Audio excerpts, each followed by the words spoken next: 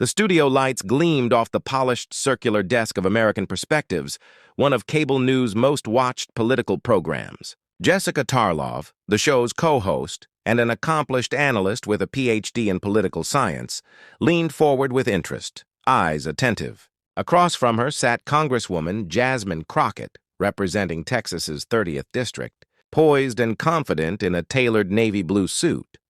What began as a standard conversation on policy matters soon shifted when Tarlov, glancing briefly at her notes, looked up and softened her tone. "Congresswoman Crockett, before we dive back into policy, I'd like to ask something a bit more personal," Tarlov said, her voice shedding some of its usual analytical sharpness. "Your path from practicing law to serving in Congress is truly remarkable. What first drew you to the study of law?" Though simple in phrasing, the question instantly altered the energy in the studio. Even a nearby production assistant later admitted that you could almost feel the atmosphere pivot from politics to something far more intimate. Crockett paused, a thoughtful hush crossing her features. Her usual composure gave way to a fleeting vulnerability before a warm, genuine smile surfaced. "You know, Jessica, no one on national media has ever really asked me that," she admitted. "And honestly, my answer isn't what most people might think." She didn't launch into a polished political talking point about ambition or justice. Instead, Crockett shared a deeply personal story: family struggles, moments of injustice she had witnessed, and a promise made long ago to someone who never lived to see it fulfilled. As she spoke, the studio fell silent. Panelists, accustomed to animated debate, sat frozen. Even the crew behind the cameras paused. Jessica Tarlov, typically ready with a follow-up, was momentarily speechless. When she finally found her voice, it carried a rare, genuine awe.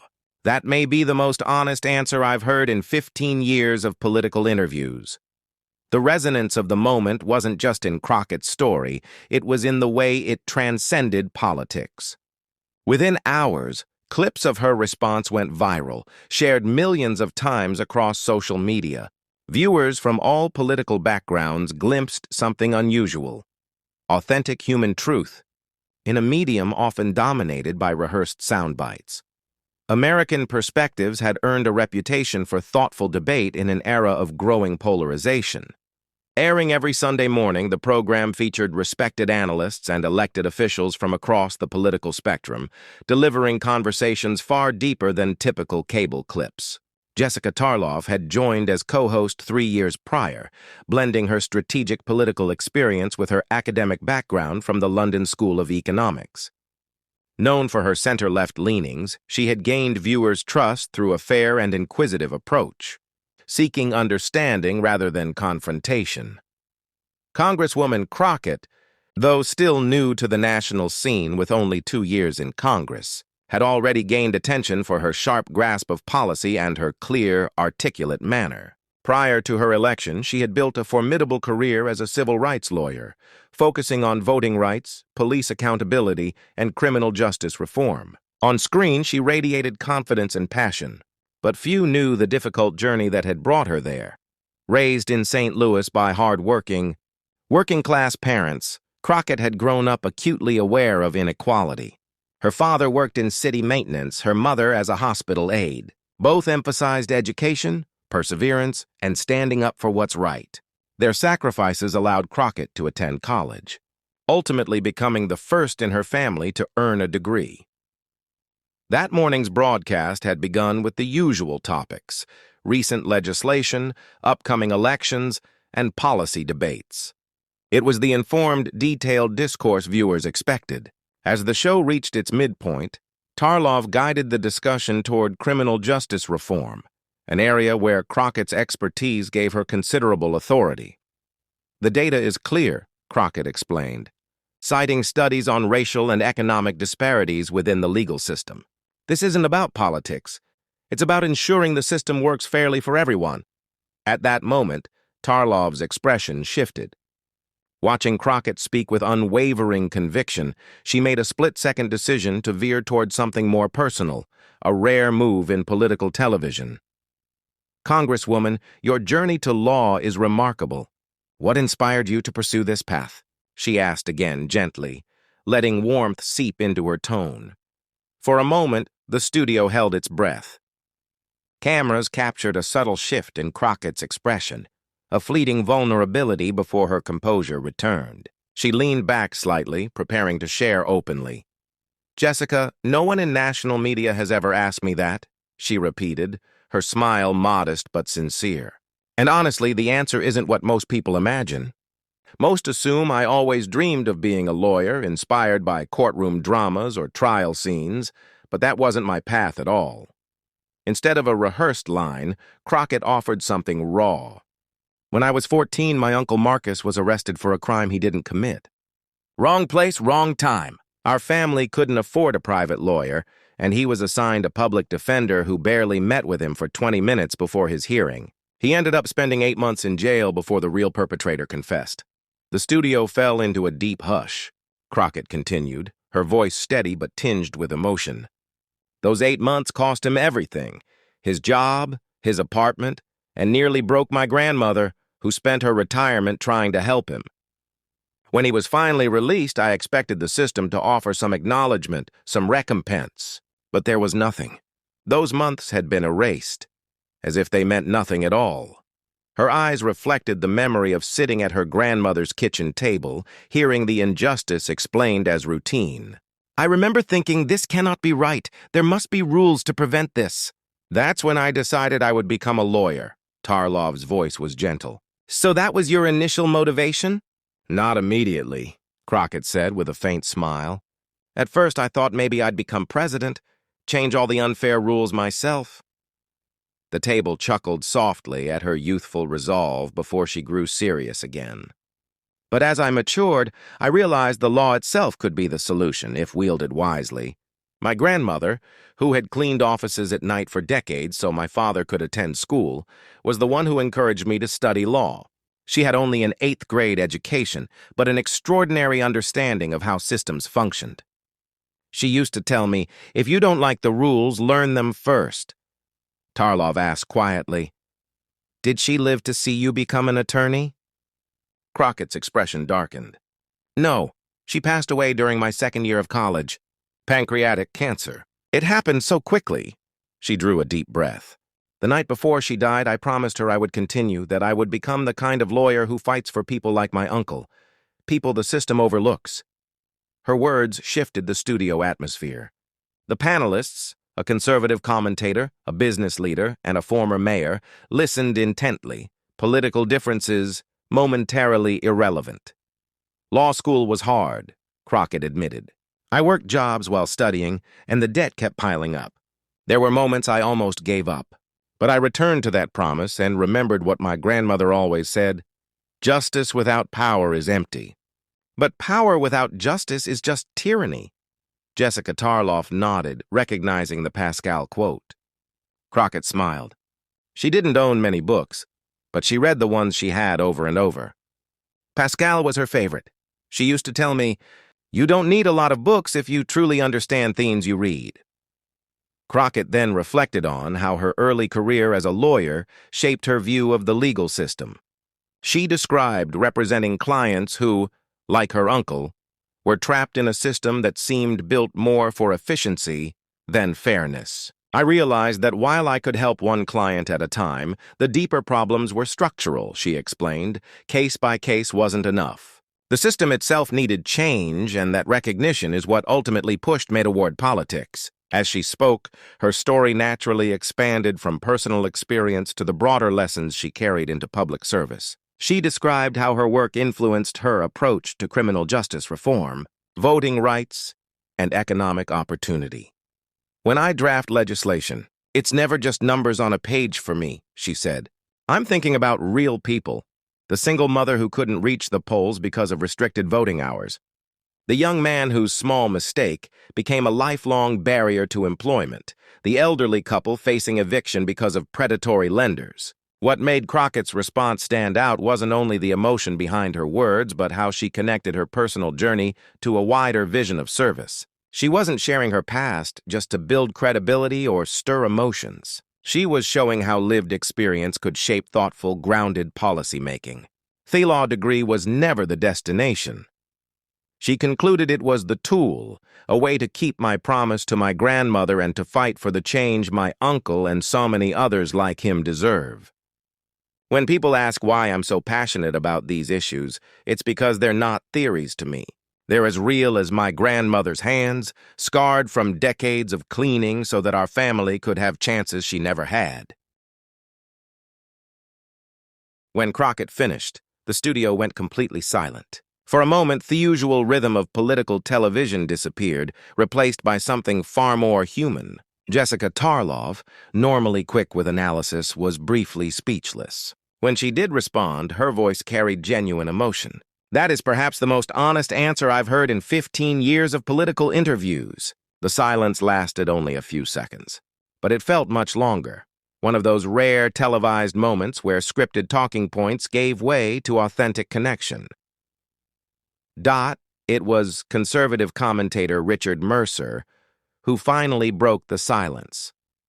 Known for his sharp critiques of progressives, he leaned forward with unexpected sincerity. "Congresswoman, I've disagreed with you on plenty of policies," he said, "but I want to thank you for sharing that story. It helps me better understand where you're coming from, even if we still disagree." The cameras caught Crockett's surprise at this acknowledgement from a frequent opponent. "Thank you, Richard," she replied. "I think that's all any of us can ask, for our perspectives to be understood." Even in disagreement, sensing the significance of the moment, Tarlov carefully guided the conversation forward.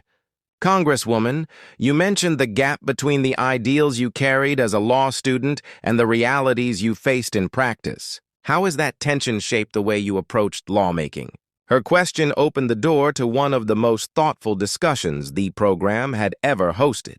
Instead of retreating into partisan points, all four panelists engaged in a deep conversation about the balance between legal ideals and real-world governance. Crockett explained how her legal training gave her both strengths and blind spots in Congress. "Law school teaches you to think in principles and precedents," she said, "but governing is about people. Sometimes the legally correct answer isn't the most just answer once you look at the full human context." Sophia Shan, the business leader on the panel, built on Crockett's point that resonates with me in the private sector as well. Policies that look perfect on paper often fail when implemented because they don't consider how real people will react or the unintended effects that ripple through complex systems. What followed was a rare kind of political conversation, what some later described as politics at its best. Adults with different perspectives, engaging respectfully, acknowledging complexities, and searching for common ground without abandoning their values. As the segment drew toward its conclusion, Tarlov circled back to the personal thread that had changed the tone of the entire discussion. "Congresswoman Crockett," she asked, her voice steady but gentle, "given everything you've shared about your grandmother's influence, what do you think she would say if she could see your journey from that promise at her bedside to serving in the United States Congress?" Crockett's expression softened. "She wouldn't be impressed by the title or the office," Crockett said with a soft smile.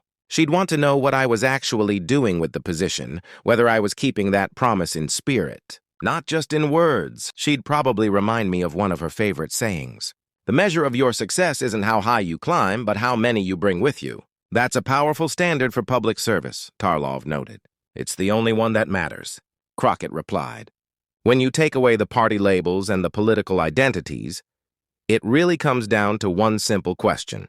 Are we using our positions, whatever they may be, to build a system that works better for everyone, especially for those left behind?" That's the promise I made, and it's the standard I try to hold myself to, even when I fall short. As the segment wrapped up, viewers witnessed something rarely seen in political media, a moment where partisan walls faded, replaced by an honest conversation about shared values and different ways of pursuing them.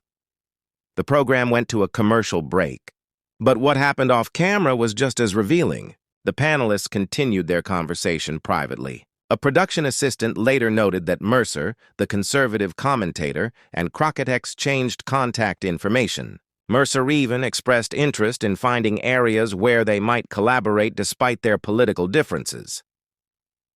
By the time American Perspectives ended that day, the atmosphere in the studio had shifted. The usual distance between political opponents had softened into something more respectful and collegial reminder that behind the divides are human beings shaped by personal experiences, each trying in their own way to build a better society. What Noon anticipated was how quickly Crockett's story would resonate outside the studio. By Sunday evening, clips of the exchange were spreading rapidly across social media. What made the moment remarkable wasn't just the speed of the sharing. It was that people across the political spectrum were posting it. Conservative and progressive accounts alike captioned the clip with messages such as, "This is what authentic leadership looks like, and this is when politics feels real. Watch this dot." By Monday morning, the exchange had reached mainstream headlines. News programs across networks aired the clip with analysts pointing out how unusual it was in today's media environment. "What we saw wasn't a Democratic congresswoman scoring points," one commentator observed. "It was Apperson opening up about the experiences that shaped her service. We need more of this." By Tuesday, the clip had surpassed 18 million views across platforms. It wasn't only circulating in political spaces. It was being shown in classrooms, business workshops, and community leadership groups. The story had transcended politics, sparking conversations about purpose, keeping promises, and turning hardship into action. What stood out most was the way Crockett's message cut across divides.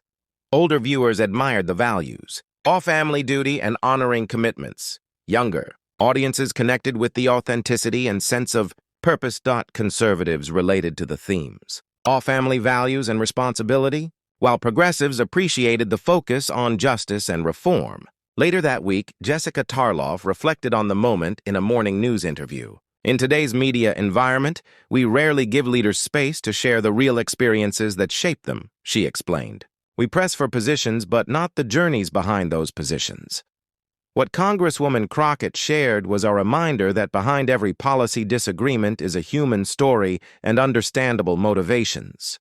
Even if we differ on the solutions, the ripple effects went beyond the media cycle. Several law schools began incorporating the clip into orientation sessions, using it to spark discussions on how personal experience shapes professional purpose. Leadership programs across industries added it to their curriculum as an example of authentic storytelling and purpose-driven leadership. Perhaps most notably, the exchange inspired a wave of similar moments on other political shows. Hosts began asking more questions about formative experiences and personal motivations, allowing guests to connect their policy stances to their real-life backgrounds. These segments consistently drew higher engagement than standard political debates, proving that audiences craved more humanized political dialogue. 2 weeks later, American Perspectives invited Congresswoman Crockett back for a longer discussion on her journey from law to politics. This time, she was joined by 2 other members of Congress from different parties. Each shared personal experiences that had influenced their service. Despite representing different political ideologies, they discovered surprising areas of common ground in their motivations, even as their approaches to solutions remained distinct. One particularly moving moment came when Congressman James Wilson, a Republican from Ohio, described how his brother's struggle with addiction had shaped his views on criminal justice. "Though Congresswoman Crockett and I often cast different votes on these issues," he admitted, "I understand the heart behind her perspective. I recognize that we're both trying to fix broken systems that harm real people." Crockett said, "We just approach the problems differently because of the experiences that shaped us." This simple but powerful point inspired American Perspectives to launch a recurring segment called Paths to Service, where leaders from across the political spectrum share the life experiences behind their public service. The format quickly became the show's most popular feature, drawing high ratings and sparking unusually constructive conversations online. 1 month after her first appearance, Congresswoman Crockett returned to her alma mater to deliver the commencement address. Instead of a typical political speech, she expanded on the themes she had shared on television, urging graduates to draw from their own lives as they pursued their goals. "Your greatest contribution won't come from copying someone else's vision," she told them. "It will come from the unique perspective your life has given you, especially the hard parts. The obstacles you've faced, the injustices you've witnessed, and the promises you've made. Those aren't distractions from your journey. They are the foundation of the contribution only you can make. She ended with a tribute to her grandmother's wisdom. Success isn't measured by the heights you reach, but by how many you bring with you. Whatever path you choose, let it honor not just your ambitions, but your obligations to those who helped you and to those who may never have the opportunities you know have. The speech went viral, further strengthening Crockett's reputation as a voice for authentic leadership that rises above partisanship. National publications ran features with headlines such as From Courtroom to Congress, How Legal Training Shapes Political Perspective and Promise-Keeping as Political Philosophy, The Crockett Approach. 6 months after the original broadcast, Jessica Tarlov and American Perspectives received the Walter Cronkite Award for Excellence in Political Journalism. The judges praised the program for creating space for authentic dialogue that humanizes political leaders and helps audiences understand the experiences shaping different viewpoints. In her acceptance speech, Tarlov reflected, "We've learned that viewers aren't tired of politics. They're tired of performative politics. When we make space for real conversations about the experiences and values behind our differences, people stay engaged. They may not change their policy views, but they gain something even more important: the ability to see opponents as human beings with understandable motivations." The biggest legacy of the Crockett-Tarlov exchange wasn't a single policy change, but a shift in expectations for political discourse. Audiences and voters began to demand the kind of authentic engagement modeled in that conversation. Political leaders, in turn, felt pressure to connect their policies to their lived experiences rather than hiding behind talking points. Decode, or as one analyst put it, the Crockett-Tarlov exchange reminded us that behind every policy stance is a person shaped by real experiences. Understanding those stories doesn't erase disagreements, but it makes us less likely to question each other's humanity or good faith. And that's the foundation democracy depends on. For Congresswoman Crockett, the viral moment reinforced the very approach to public service she had described. She continued tying her policy advocacy to personal stories, showing how systemic issues affect people in her district and beyond. While she remained firm in her progressive principles, she built relationships with colleagues across the aisle by focusing on shared values even when their solutions differed.